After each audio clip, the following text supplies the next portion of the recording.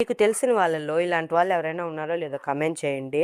మా పెదమ్మ అయితే అన్ని చెట్లను పెంచుకుంటుంది. ఆమెకి చాలా ఇష్టం అనమాట చెట్లు పెంచుకోవడం.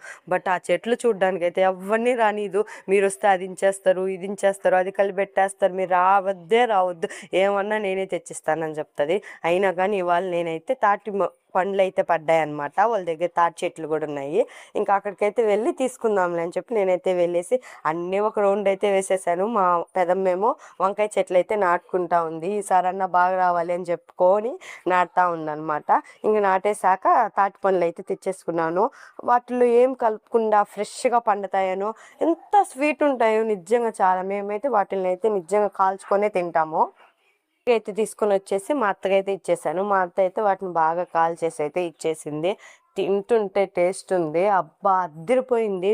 ఇంతే వీడియో. మరొక వీడియోస్తో మళ్ళీ కలుద్దాం. Follow for more videos.